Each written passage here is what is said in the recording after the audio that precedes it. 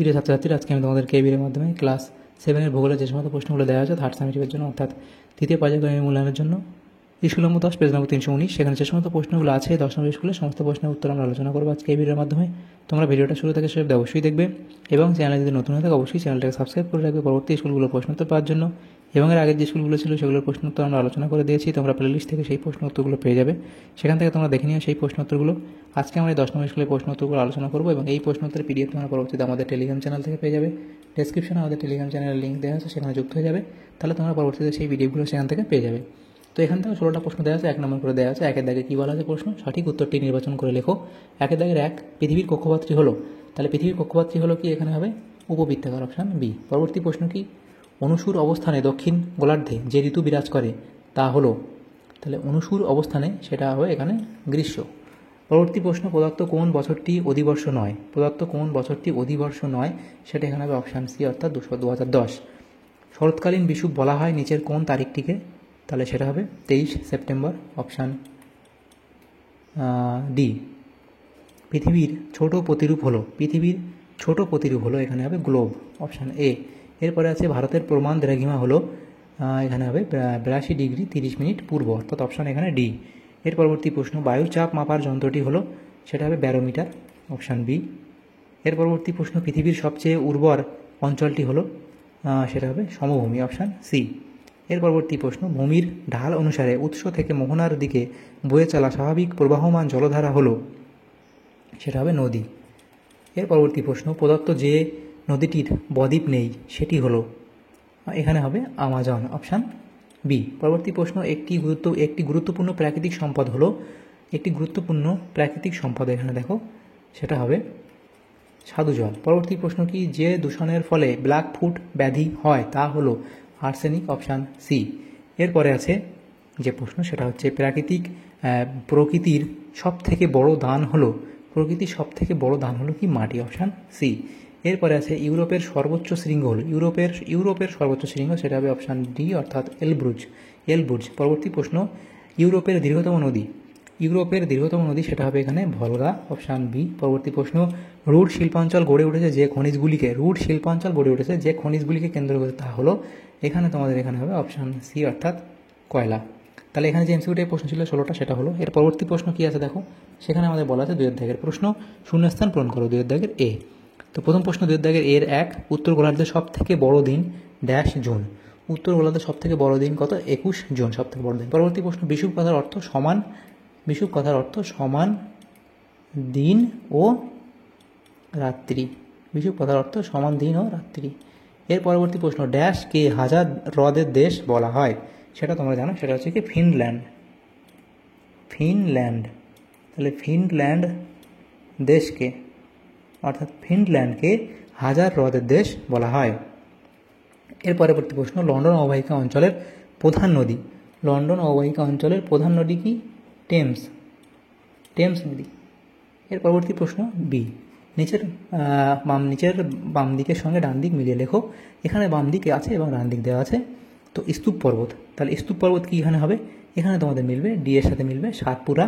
এর পরবর্তী আন্তর্জাতিক নদী কোনটা, সেটা হবে দানিউব। পরবর্তী প্রশ্ন, বায়ুচাপ পরিমাপের একক, সেটা হবে এখানে মিলিবার। তারপর আছে অতিরিক্ত গাছ কাটার ফলাফল, সেটা হবে মাটির ক্ষয় বৃদ্ধি। এরপরে সি এর দাগের প্রশ্ন, সত্য হলে ঠিক এবং অসত্য হলে ভুল লেখো। তো প্রথম প্রশ্ন, মালভূমির অপর নাম টেবিল ল্যান্ড, আমি ঠিক লিখেছি, তোমরা এটাকে ঠিক লিখবে, রাইট দিয়েছি, তোমরা ঠিক লিখবে। ভোপাল গ্যাস দুর্ঘটনাটি ঘটে 1985 সালে, এটা এখানে তোমাদের ভুল বলা আছে, তাহলে এখানে তোমরা ভুল লিখবে, আমি ক্রস দিয়েছি, তোমরা ভুল লিখবে। পরবর্তী প্রশ্ন, বায়ুচাপের পার্থক্যই বায়ু প্রবাহের প্রধান কারণ, এটাও ঠিক বলা হয়েছে। পরবর্তী প্রশ্ন, ক্যাডমিয়াম দূষণে ইতাই রোগ, ইতাই অসুখ হয়, এটাও ঠিক বলা আছে। তাহলে দেখো, প্রথমটা ঠিক, দ্বিতীয়টা ভুল, বাকি দুটো ঠিক। এর পরবর্তী প্রশ্ন কি, ডি এর দেখ, নিচের প্রশ্নগুলির একটি বাক্যে উত্তর দাও। প্রথম প্রশ্ন কি, জলপাই গাছ ইউরোপের কোন জলবায়ু অঞ্চলে দেখা যায়, সেটা এখানে হবে ভূমধ্যসাগরীয় জলবায়ু অঞ্চলে, ভূমধ্যসাগরীয়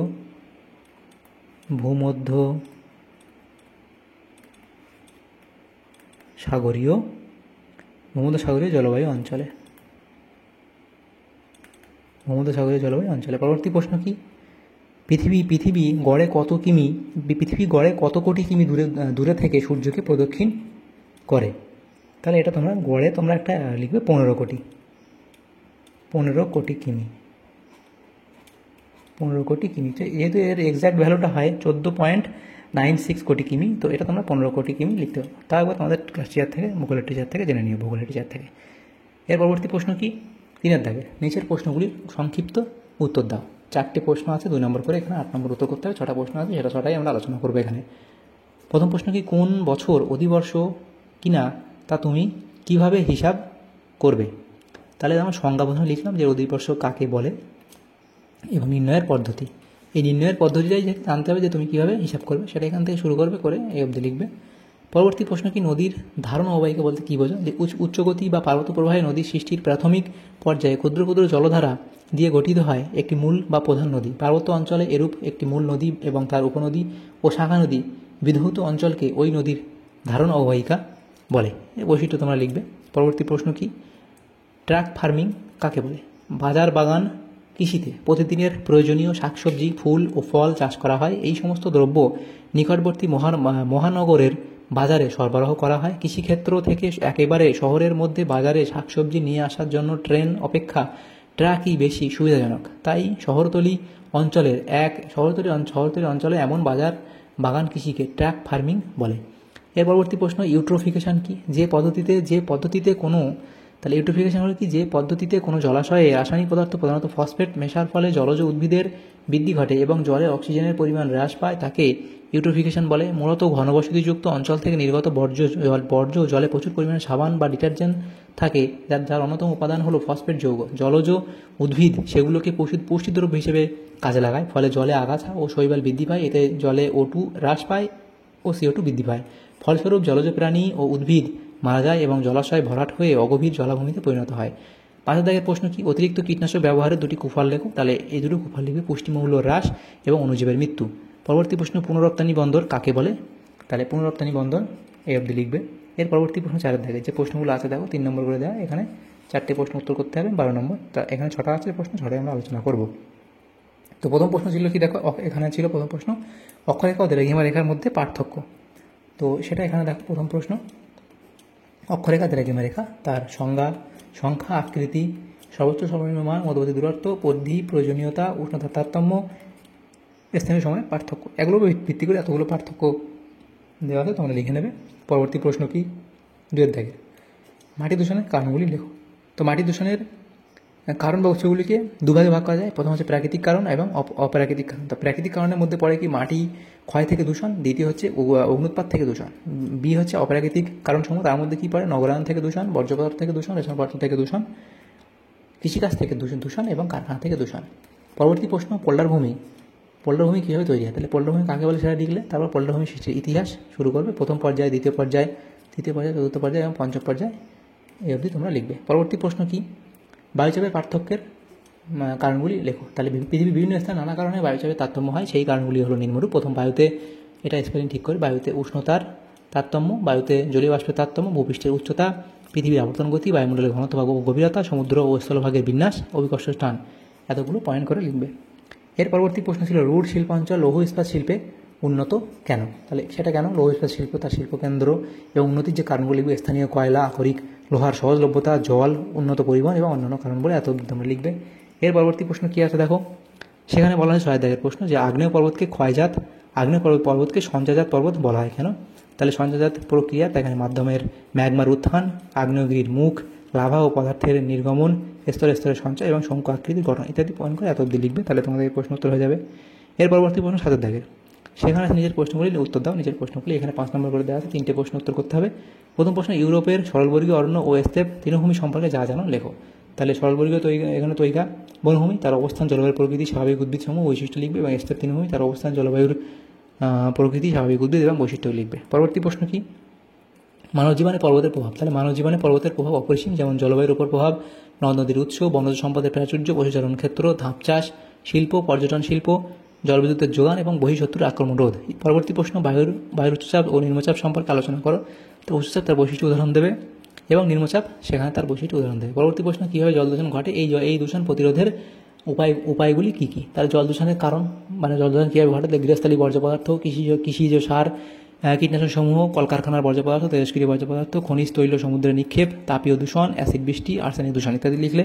এবার পরবর্তী কী লিখবে যে প্রতিরোধী উপায়, তাহলে নিম্নলিখিত উপায় অবলম্বন করে জল দূষণ রোধ করা যায়, যেমন আবর্জনা নিক্ষেপ করা বন্ধ, ডিটারজেন্টের ব্যবহার বন্ধ করা, অতিরিক্ত কীটনাশকের প্রয়োগ কমানো, জলাশয় ভরাট না করা, তেলবাহী জাহাজ নিয়ন্ত্রণ, মৃতদেহ নিক্ষেপ বন্ধ করা, শিল্পক্ষেত্রে বর্জ্য নিয়ন্ত্রণ। তাহলে এই পয়েন্টগুলো করে তোমরা অবধি লিখলে।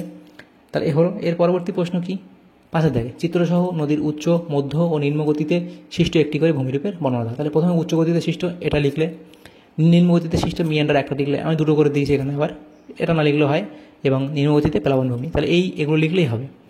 এর একটা আমি প্রথমে এটা শুরু করবে এই পয়েন্টগুলো। এই দ্বিতীয় যেটা না লিখলেও চলে, এখানেও দ্বিতীয় না লিখলে চলে, পারলে লিখে দেবে। কিন্তু এখানে একটা করে ভূমিরূপের উদাহরণ দিতে বলে, সেজন্য একটা করে দিলেই হবে। এগুলো না দিলেও হয়। তাহলে পরবর্তী প্রশ্নগুলো দেখো কী আছে। তাহলে আমাদের এই প্রশ্নগুলি ছিল। তো দেখো এখানে যে লাস্টে ম্যাপ পয়েন্টিং ছিল, এটা 8 দাগ, এটা আমরা করবো না। বাকি সমস্ত প্রশ্ন উত্তর আমরা আলোচনা করলাম আজকে এই ভিডিওর মাধ্যমে। তো তোমাদের যদি সামান্যতম উপকার এসে থাকে ভিডিওটা অবশ্যই লাইক করবে এবং বেশি বেশি করে বন্ধুদের সাথে শেয়ার করবে। আর পরবর্তী স্কুলগুলো প্রশ্ন উত্তর পাওয়ার জন্য অবশ্যই তোমরা আমাদের চ্যানেলটাকে সাবস্ক্রাইব করে রাখবে। তো দেখো এই ক্লাস 7-এর এটা ছিল, এটা হলো আমাদের 10 নম্বর স্কুলের প্রশ্ন, ভূগোলের সমস্ত প্রশ্ন উত্তর আমরা আলোচনা করলাম এই ম্যাপ পয়েন্টিং বাদ দিয়ে। তো তোমরা এখন যারা আমাদের চ্যানেলটাকে সাবস্ক্রাইব করেনি তারা অবশ্যই চ্যানেলটাকে সাবস্ক্রাইব করে রাখবে পরবর্তী স্কুলগুলোর প্রশ্ন উত্তর পাওয়ার জন্য। Thanks for watching.